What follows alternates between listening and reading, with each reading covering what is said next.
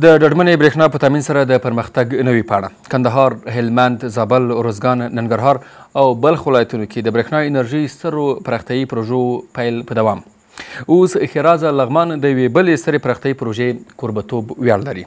د 10 میګاواټه په ظرفیت دا ستره پروژه به د 10,000 کورونو د برېښنا تامین سربیره صنعتي، سوداګریزي او کرنې ته پاکه او ډډمنه برېښنا ورسوي. پوښتنې دا دي: آیا د برېښنا د ستره پروژه به تر کومه بریده د صنعت ملاتړ وکړي او د برېښنا په تامین سره د ټولیز پرمختګ او کاري فرصتونو د رامنځته کېدلو په برخه کې څومره مرسته کېدای شي؟ سلام، ستړي مه شئ، زه خلوید یم. په همدې تړاو بحث لرو. په بحث کې راسره قدرمن میلمانه انجینر میرویس رستم خیل د لغمان برېښنا ریاست عملیاتي مرستیال، پوهنمل عبادالرحمن ناصر د پوهنتون استاد او صنعتي برخې کارپوه، او همداراز د اقتصادي مسلو شنونکی ښاغلی انجینر عبیدالله همرنګ. خپلو میلمنو ته ښه راغلاست وایم. ستړي مه شئ، کور محبت چې زموږ بلنه مو ومنله او راسره ګډونوال شوئ. محمد صاحب محترم، پیل به له تاسو څخه وکړو. د لغمان لپاره د لمریزې برېښنا 10 میګاواټه پروژه څومره مهمه او حیاتي ده؟ بسم الله الرحمن الرحیم. لومړی سلامونه او نیکې هیلې تاسو ته او درنو استادانو ته او همدارنګه د دې خپرونې لیدونکو او اوریدونکو ته وړاندې کوم. نو د افغانستان برېښنا شرکت دې په خاطر چې د وارداتي برېښنا نه تکیه کمه کړي او ځان ته منابع ولري په هر ولایت کې، نو دې باندې هڅې شروع کړي دي. د همدغه هڅو په دوام خوشبختانه او الحمدلله چې په لغمان کې هم د 10 میګاواټه سولري برېښنا دا واقعا ډېره مؤثره ده او ټول نه اساسي خبره دا ده چې لغمان تر څو هېڅ نوه تولیدي منبع نه درلودله، اوس الحمدلله د 10 میګاواټه سولري برېښنا تولیدي منبع به لري. لغمان برېښنا د انرژي کمبود سره مخ، اوس به 10 میګاواټه برېښنا اضافه کیږي. دارنګې د ولس تقاضا، یعنې څومره چې په هر ولایت کې د برېښنا تقاضاوې دي هغومره عرضه د برق نشته ده، مشکلات دي. خو دې سره به الحمدلله دغه ټولې تقاضاوې د ولس که هغه د صنعت په برخه کې دي، تجارت په برخه کې دي او د رهایشي کورونو په برخه کې دا به پوره کېږي انشاءالله. نو دا یو اساسي خبره ده. ښه، ښاغلی محمد صاحب محترم، ډېره مننه کوو، په خیر اوسه کې.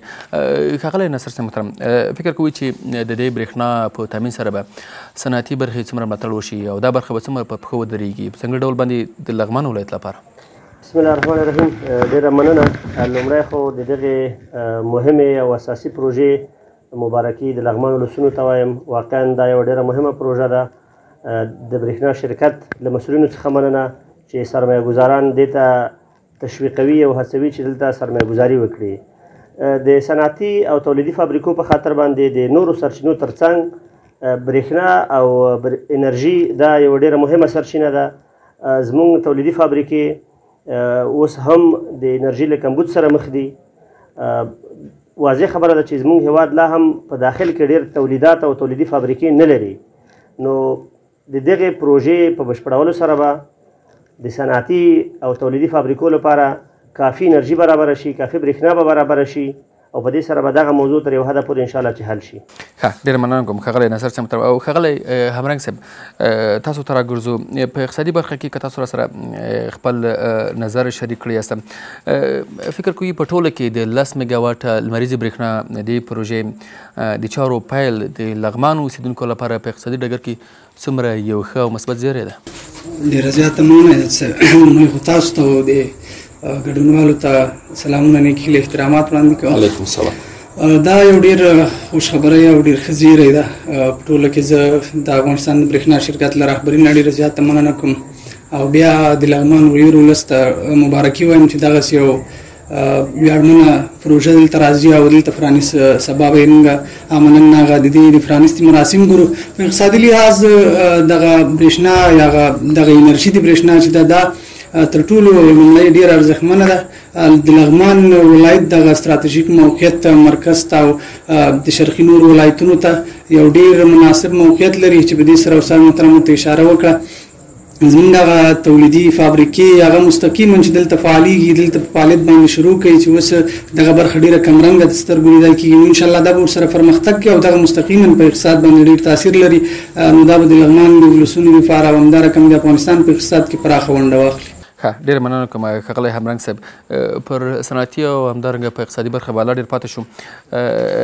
ښاغلی بامي صاحب، ښاغلی رستم خیل، د لغمان برېښنا هغه شته شبکه کوم چې اوس مهال غځېدلې ده، که څه لږ په تخنیکي برخو پاتې شو، آیا د دې ظرفیت او پیاوړتیا لري تر څو پورې دغه تولیدي برېښنا چې انشاءالله ژر به یې چارې بشپړېږي تر پیرودونکو پورې ورسوي، آیا د دې ظرفیت پکې شته؟ بله الحمدلله موږ دلته په لغمان کې د سبسټیشن څخه 3 د 20 کیلو ولټ خروجي فیډرونه لرو او د هر فیډر تر 10 میگا واټ پورې ظرفیت لري او زموږ موجوده مصرفي انرژي چې تر 11 یا 12 میگا واټ پورې رسیږي. یعنې فکر کوم موږ 10 میگا واټ په 3 لینونو کې جذبولی شو، یعنې دغه 10 میگا واټ که شبکه تکمیلیږي نو دا هم موږ په دغه 3 خروجي فیډرونو باندې توزیع کوی شي یا د یو فیډر نه استفاده کوی شو، نو دې سره به زموږ انرژي هم پوره کیږي او الحمدلله فیډر نه اضافه ورکیږي. ډېره مننه کوم ښاغلی رستم خیل صاحب. ښاغلی نصر صاحب محترم، کله چې د برېښنا انرژي تامینېږي نو طبعا د یو هېواد دغه د اساسي پرمختګ یو ښه بستر غوړونه ده، خو څومره مهمه ده چې پانګوال هغوی چې له افغانستانه بهر پانګې لري اوس راشي په هېواد دننه پانګونه وکړي، خپلې پانګې را انتقال کړي او همدارنګه د هېوادوالو د کاري فرصتونو د ایجاد په برخه کې ملاتړ واقع شي. یاد صاحب محترم، دا اوسنی فرصت د اسلامي امارت په راتګ سره دلته پانګوالو ته سرمایه‌ګزارانو ته دا فرصت برابر شوی ده تر کومې اندازې چې موږ معلومات لرو، خصوصا د برېښنا په برخه کې که هغه لمریزه برېښنا ده، که هغه بادي برېښنا ده او یا هم د اوبو برېښنا ده، په مختلفو برخو کې د برېښنا شرکت دغه فرصتونه سرمایه‌ګزارانو ته برابر کړي دي. خصوصا د قرارداد دغه بڼه ده د عامه خصوصي مشارکت چې ده یا پبلیک پرایویټ پارټنرشپ، دا ډېره مهمه برخه ده. یعنې دا نه یوازې حکومتونو ته یا هیواد ته ګټه ده بلکې خصوصي شرکتونو ته هم ګټه ده او همدارنګه ډېره ګټه ملت ته رسیږي چې ملت عملا له برېښنا او له سهولتونو څخه برخمن کیږي. نو دا د ټولو په خاطر باندې یو مثبته خبره ده، یو ښه زیری ده. زموږ اوس هم له پانګوالو نه دا هیله ده چې دلته راشي، د دې په دې باندې چې په بهرنیو هېوادونو کې سرمایه‌ګزاري کوي، په خپل هېواد کې سرمایه‌ګزاري وکړي، هم به خرما شي او هم به ثواب شي، یعنې هم به دوی ګټه ترلاسه کړي او هم به هېوادوالو ته خدمات عرضه شي. یعنې په هېواد کې د پانګونې په برخه کې هر ډول فرصتونه مهیا دي او هغه د ملي احساس له مخې باید لاس په لاس د هېواد په آبادیانۍ کې پانګوال هم خپله پوره ونډه واخلي. ډېره مننه کوم ښاغلی همرنګ صاحب، محترم تاسو ته راځو. فکر کوئ چې داسې ورته پروژې چې د افغانستان برېښنا شرکت رهبري په پام کې لري په ملي کچه د اقتصادي ځانبسنې پر لور باندې څومره مهم ګامونه دي او یو څه که به دې هم راته پاتې شي چې د برېښنا تامین به د ټولنیزو خدماتو په لوړاوي کې څومره مهم رول ولوبوي، په ځانګړي ډول باندې د شفافیت په برخه کې، د ډیجیټل سازي په برخه کې؟ ډېرې ښې ټکي ته مو اشاره وکړه یاد صاحب. که موږ او تاسو د افغانستان د برېښنا شرکت دغه وروستنیو کومې پروژې چې دوی دلته پرانیستلو لپاره اوس هم ځینې تر کار لاندې دي او ځینې اوس افتتاح کېږي، دا د اقتصاد په برخه کې تر ټولو ډېر مهم او ګټورې پروژې دي. موږ مخکې یو شمېر هېوادوالو هغه پانګوال چې په هېواد نه بهر یې پانګونه کوله هغوی به دا یوه ستونزه دلته یادوله تر ډېره پورې چې په افغانستان کې موږ ته که موږ سرمایه‌ګزاري کوو موږ د برېښنا نه رسېږي او موږ له ستونزو سره مخ یو. هغه ده چې اوس دغه بانې او د دغه خبرې چې دوی کولې هغه یې اوس تر ډېره پورې وررفع سوي دي او ډېر ښه فرصتونه دي. بیا په ټوله کې همدغه پروژې چې دا اوس تر کار لاندې دي که دې تکمیلېدو سره به انشاءالله په اقتصادي برخه کې افغانستان په ځان بساینې ته رسېږي او موږ یو ډېر ښه راتلونکی لرو. ډېرې ګټورې پروژې دي د اقتصاد په برخه کې. نو که زه هر څومره له دې نه یادونه وکړم چې دغه فرصتونه چې دا اوس موږ د اقتصاد برخه کې لرو په دغه هېواد کې اقتصادي خودکفایي ته رسېږو، نو دا بیخي هغه اعلی فیصدیان دي باید ښه استفاده ترې وشي چې په اقتصاد کې مستقیما موږ سره ونډه لري او دغه پروژې به ډېر مؤثرې پاتې شي.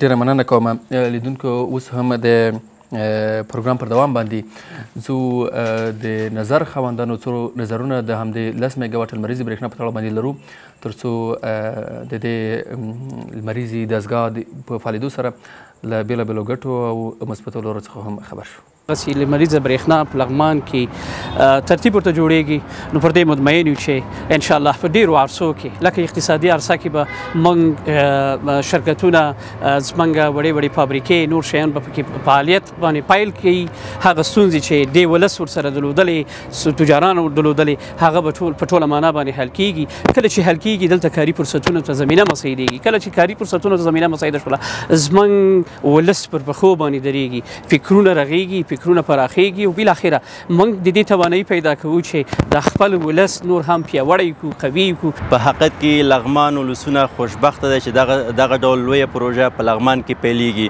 د دغې پروژې د تکمیل سره سم چې دی په لغمان ولایت کې په مختلفو برخو کې به ترقي او پرمختګ رامنځته شي لکه د مثال په ډول اقتصادي پرمختګ د دغې پروژې د تکمیل سره سم چې دی په لغمان ولایت کې کوچنی او منځنی شرکتونه به دلته فعالیت باندې به پیل کړي چې د دغې شرکتونو د فعالېدو سره سم مختلفو خلکو ته د کار زمینه به برابرېږي. اکثر ځای کې قلمي او کاغذي کارونه کیږي که دا برېښنا دغه کمپیوټرونه او نور دغه وسایل دغه شي دا کار به ډېر اعلی سطح باندې او شفاف ډول باندې او ډېر ښه او پرمختګ به وکړي خلک د نوي وسایلو سره اشنا شي دا ټول مشکل یې د برق دغه دی چې اکثر ځای کې برق نشته مکاتبو کې برق نشته نور دغه نشته دي ټول قلمي هغه زاړه سیستم باندې روان دي نو که دا کار وشي نو ډېر غوره اثر لري. بیا هم ښه راغلاست ښاغلی رستم خلص محترم بحث له تاسو سره دوام ورکوو هغه برېښنا چې اوس د تولیدېدو لپاره یې عملا د افغانستان برېښنا شرکت رهبري لاس په کار شوې ده فکر کوئ چې د چارو په بشپړېدو سره به د لغمان د برېښنا د پیرودونکو په ځانګړي ډول باندې د صنعت همدارنګه بېلابېلو سکتورونو تر کومه بریده دغه اړتیا پوره کړي؟ نو یوه خبره چې تاسو د سوال جواب نه مخکې باید وکړم د افغانستان برېښنا شرکت نه یوازې دا چې لمریزې برېښنا باندې کار کوي بلکې دې نه علاوه ټولو ولایتونو ته متحده المال مکتوب صادر کړی و تر څو په هر ولایت کې نور کم امکانات شته د منابعو چې دا یو اضافي خبره ده باید یادوري وشي نو موږ الحمدلله په لغمان کې د سولري برېښنا څخه علاوه درې د اوبو بندونه همدارنګه بادي برېښنا دا پوره سروې او اسناد دا مرکز ته ولېږل یعنی برېښنا شرکت نه یوازې په سولري برخه کار کوي بلکې په نورو برخو هم چې امکان ولري د باندې کار کوي. او طبعا د افغانستان برېښنا شرکت په غازي برخه کې هم پروژې شته د سکرو څخه د برېښنا تولید پروژې هم شته د بادي برخه هم شته او د افغانستان برېښنا شرکت هڅې خو نسبتا په دې برخه ډېرې پراخې دي خو فکر کوم چې همدغه تولیدونکي برېښنا به د لغمان د ښاریانو اړتیا څومره پوره کړي؟ نو دا د لغمان د خلکو اړتیا به خامخا پوره کیږي ځکه موږ په دې تقاضا باندې ولس پوهېږو چې ولس څومره تقاضا لري دا اوس ډېر داسې خلک دي چې هغه سرمایه لري هغوی غواړي فابریکه جوړه کړي موږ نه برق غواړي برق واخلي او فابریکه جوړه کړي خو نظر د سبسټیشن اضافهباري ته او نظر د انرژي کمبود ته موږ هغوی سره موافقه نه شوی کولی اوس به الحمدلله د 10 میګاواټ سره وړې فابریکې یعنې دا اوس چې ما سره یاده شته ده تقریبا تر 1 لک 2 لک ډالر پورې خلک دې ته آماده و چې وړې فابریکې جوړې کړي خو چې موږ ورته برق ورکړو نو دې سره به خامخا دا د صنعت او تجارت په برخه کې فرصتونه پیدا کیږي له دې نه علاوه د ولسي تړون تقریبا موږ 100 شاوخوا پروژې لرو چې هغه تقریبا تر 80 یا 90% پورې تکمیل شوي دي هغه هم دې ته ماتلو چې یو منبع پیدا شي انرژي د یو طرف نه اضافه شي او دا پروژې بیا چالان شي نو هغې سره به نه یوازې دا چې ولسونه برق اخلي بلکې په میلیونونو افغانۍ به دا د برېښنا شرکت ملکیت کې شاملېږي. ډېره مننه کوم ښاغلی رستم خیل صاحب. ښاغلی نصر صاحب محترم یو برخه ډېره مهمه ده نړۍ اوس له اقلیمي بدلون سره په مبارزه کې ده او په دې برخه کې له سترو ننګونو سره هم مخ دي فکر کوئ چې د پاک انرژي د تولید ورته پروژې چې هغه د سولر هغه څه چې نن موږ پرې بحث کوو دا پروژه دا به د چاپېریال ساتنې په برخه کې څومره اغېزمنه وي تر څو پورې هوا پاکه خوندي شي او هم ډاډمنه او پاکه برېښنا تر پیرودونکو ورسیږي؟ یاد څه محترم د انرژي هر ډول چې دی هغه که د اوبو برېښنا ده که لمریزه ده که بادي برېښنا ده یا که حرارتي او د ډبرو سکرو څخه او همدارنګه د ډیزلو څخه تولیدېږي نو مثبت او منفي ټکي خامخا لري.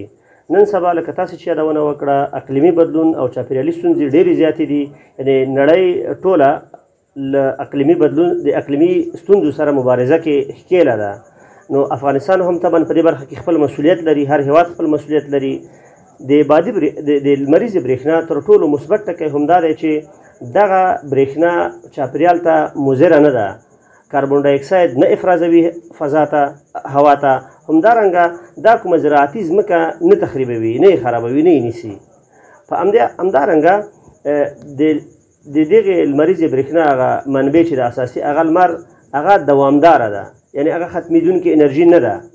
نو په همدې خاطر باندې چې چاپېریال نه ککړه وي، فضا نه ککړه وي، نو همدا یې ډېره مهمه برخه ده چې د چاپېریال ساتنې په برخه کې دا مثبت اغیز لري.